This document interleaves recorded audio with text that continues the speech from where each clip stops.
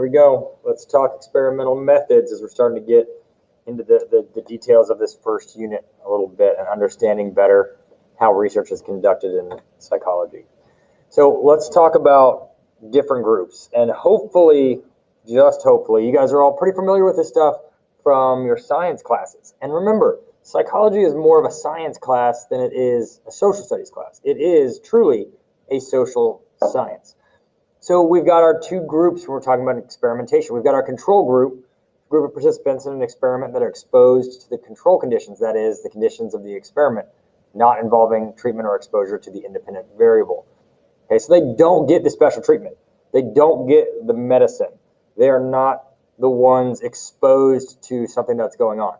They give the experimenter a baseline, saying the average, this is what is normal. That's the control group. So you're looking for a deviation from the normal with your experimental group. So having that control in place gives you something to be able to base what your experiment is trying to prove. So your experimental group is a group of participants exposed to a particular level of the independent variable, or the IV, in an experiment. The responses of the experimental group are compared to the responses of control group to see if there's something different, right? They do get the test medication. They do get the loud noise. They do get the violent video games. I mean, you name it. And then you'll compare their results at the end of the study to the control group and see if there's a difference. Because with the control, if your experimental group, if all of the data is the exact same, then you know that there is no real important lesson to be learned there, right? There is no major piece of information that can be gained from this. It is still a successful study sometimes, and most often, to say there is no major correlation between violent video games and violent behavior, or between this medication and a cure, right? So then you can rule it out, okay? But oftentimes you're looking for, is there a correlation between violent video games and violent behavior, or this medication and a cure? Okay. So here are some key terms. You're definitely going to want to know these. Typically on the AP exams, they love to have questions out of this first unit, right? Research-based questions. So for the at-home one last year, they specifically said, yes, one will be tied to this and one could be up for grabs from anything else, okay? So be very familiar with your independent variables, okay? This is a condition or event that an experiment varies in order to see the impact, okay? Variables controlled by the experimenter and manipulated by the experimenter. They know what dosage of a medication to give them, how long to prolong them to a loud, uncomfortable noise, what food to eat, etc. Okay, that's the variable of interest. So that's what the researcher is studying, is the independent variable. They're trying to see if this impacts this group of people. The dependent variable is a variable that is thought to be affected by manipulation of the independent variable. This is the outcome. So we're taking a look at violent video games, independent variable, to see if it changes people's violent behavior when they're older. Measurable outcome: murders, fights, incarcerations, etc. Okay, same thing. Independent variable: a certain medication at a certain dosage, does it cure COVID? Does it reduce the flu, cure the cold, etc.? Must be numerical and must be able to be measured. Okay? You must be able to say that it has this percent change, this percent effectiveness, as opposed to your control group. So we talked a little bit about sampling a population. So here we are, right? We're back to random assignment. And when we were talking about random sampling, random assignment. So to assign participants to the conditions at random. So that, for instance, if I had you in my class, I didn't just go down the list and go, oh, you know, these 10 people are going to be over here, these 10 people are over there. Why? Because there's a good chance that my own implicit biases or desires for the study to work might have played a role in how I chose those participants and who went where. Random variables are uncontrolled, sometimes uncontrollable. Okay, so when we're looking at those, we've got to try to do the best that you can to eliminate those. And each and every person that you'll be assigning will have some of those variables, pre-existing conditions, genders, races, cultures, ages, sizes, weights, etc. All those things, there's nothing that you can really do about it. So doing a random assignment is a form of control in your study, okay?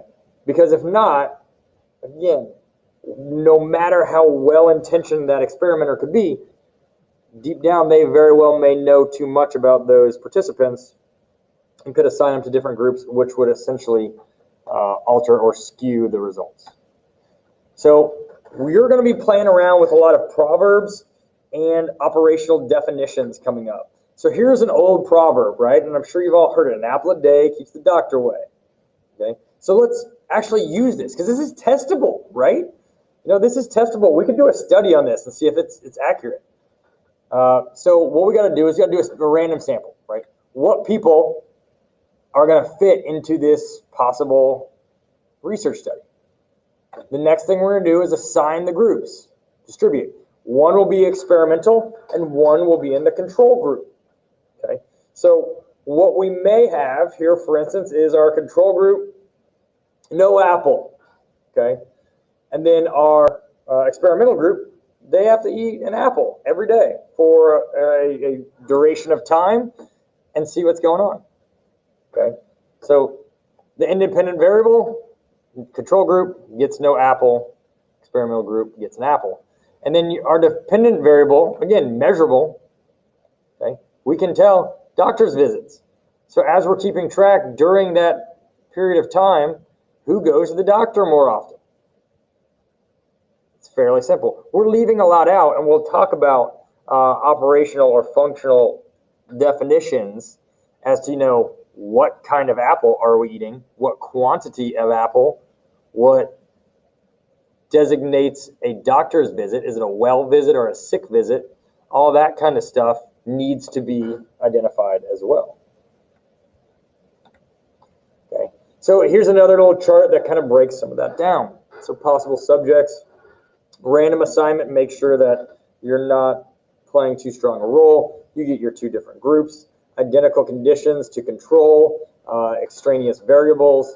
So for instance, when we're looking at the apple a day scenario, to make sure that you're thinking about maybe living, where is everybody living, and what type of situation there, what other food outside of the apple, because those are all going to be things that impact it.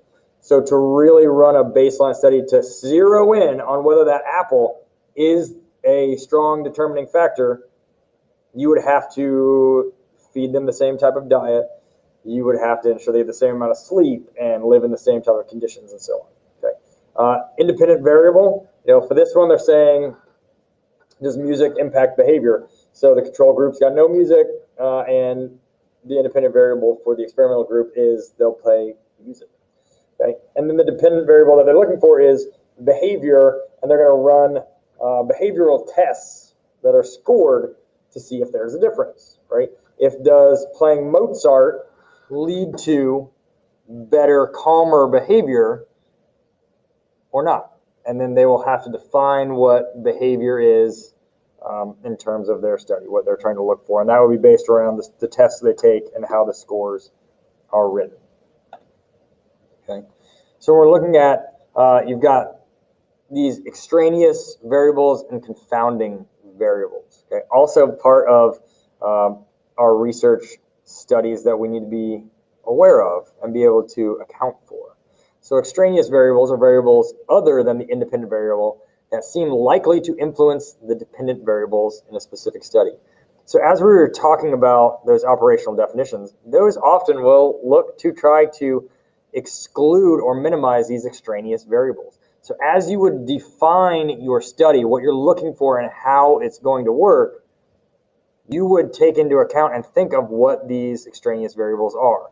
So again, back to the apple a day, we mentioned many of those. What type of apple, how much apple, where do they live, what's their other diet, how many hours of sleep, okay? Those are extraneous variables because you could say, wow, all these people are eating apples, but many of them have very poor sleep habits, so we know that lack of sleep is one of the highest indicators of chronic illnesses, and on and on and on, right?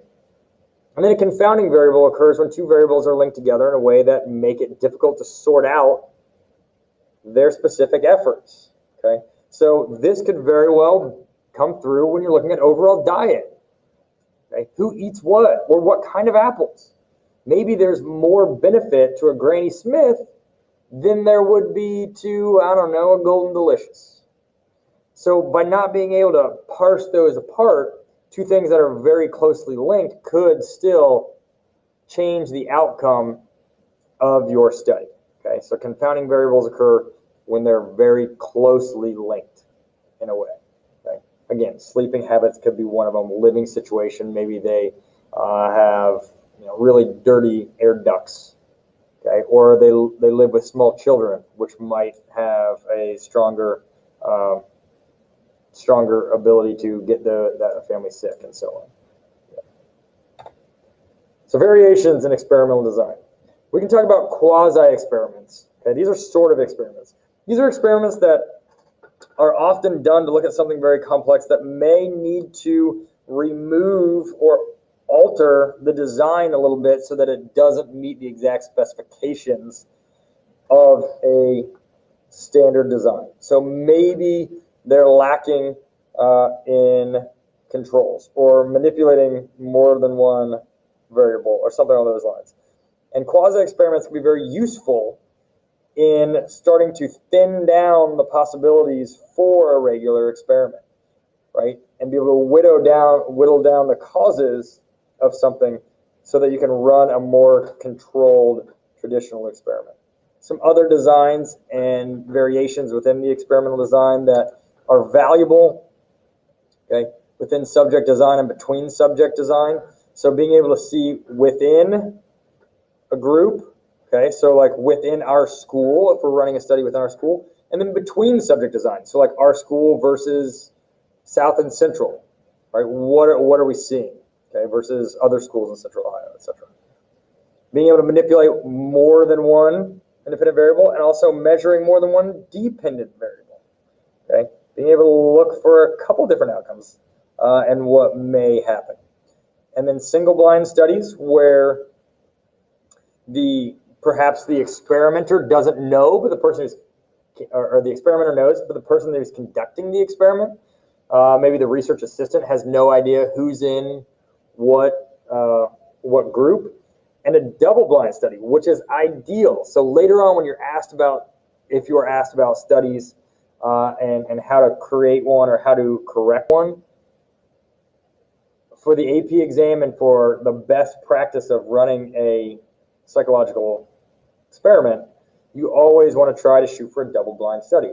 That is where both the researcher who designed the study and the assistant who would be conducting the study, neither of them know who's in what group. So for instance, if I gave everybody in our class a medication that's supposed to help you sleep at night, but when it was passed out, myself, and let's say Mr. Lingrell, who teaches regular psychology, my research assistant, we both were out of the room and had nothing to do with the process, and that a separate research assistant or separate researcher did the assignment and then held on to it, so that once we collected our evidence and collated it, then they gave us who was in which one, and we were able to see if there was a correlation. That's traditionally the best way to do it. Okay. So some of the reasons why that becomes an issue, right, and you can run into potential confounding problems, is stuff like the placebo effect, right? When improvement is created by the participant's knowledge and expectations, called the placebo effect. Okay? Placebo is a treatment that contains nothing known to be helpful, but nonetheless, people perceive that they have benefits. Okay? If they receive impressive treatment as an expectation, they may try harder. So how you treat them or the way that you act towards participants can change. And then the placebo effect is controlled with either a single or a double blind study. Okay, making sure that nobody knows what's going on. And the picture behind you is a fun story, right? The horse's name is Clever Hans. Clever Hans was kind of a sideshow that would go around and was marketed as a mathematical horse, a horse that could do, mathematical equations. So what would happen is the gentleman would take his horse around and would have people come up and pay, and then they would do math problems, and you get to watch them in this amazing horse, and so on. So what ended up happening is that the horse didn't actually know mathematics, right? I know it's such a letdown. But what happened is that the horse owner knew all the answers, and the body language, tone, inflection would change when they would get to the right answer with their stick. And because they would get right answers, the horse would get food. So the impressive treatment, expectation, reward of being able to pay attention to that, when they would get there, the horse would be able to notice those subtle body language changes and would be able to correctly identify which answer was right.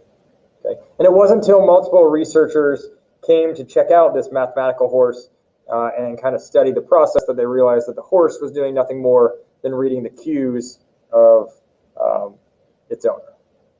Sad but true. So expectations, experiment, or bias. Okay. Much like we were also talking about with Hans, the unintentional effect that experimenters may exert on their results, expectations, or preferences about the outcome of a study may influence the results of others. So when giving the medication, how do you treat the person? What questions do you ask them? Body language, all that changes. So to prevent this, double-blind studies, perfect, because the researcher who draws up the research experiment and the assistant that runs it, neither of them know. So whether they were talking more cheerfully to a subject or more melancholy, it wouldn't really matter because they don't know which group they're in. Okay, so it kind of cuts down the placebo effect. It cuts down on them being able to read body language through experiment or bias, and helps to ensure the quality of their results. So internal and external validity. Internal validity represents the degree to which an experiment represents clear causal conclusions. Okay? So do the things that we're looking for lead us to good causal conclusions? Do they actually match up? Okay? So the confounding variables, placebo effect, experimenter expectancy, demand characteristics, non-random assignment, those are all issues that could skew those results. And external validity, okay, the degree to which results of the study can be generalized to other people and settings. Okay, the things that can derail that one, underrepresentative samples, as we talked about previously, where we sample a group and there are certain groups of the population that are not a part of it. It's really hard to generalize when they're not in it. Okay, and lack of operational definitions, lack of the ability to replicate your findings. Extremely important, right? To really have a good theory or have provable information come from your experiment, you've got to allow others to replicate it, which means it needs to be defined very, very clearly so that people can do the exact same thing with the same controls, the same variables, etc. So are the observed results due to the treatment effect, or is there something alternative or some alternative explanation for what we are seeing? So that is truly what it comes down to when we're talking about definitions, controls, variables. Are we able to simplify what it is that we're looking for and control it so that we know, beyond a shadow of a doubt at the end, that what we're trying to look for is caused, related to, etc. by our independent variable, or are there other variables that are at play that could possibly cause what it is that we're seeing? Okay.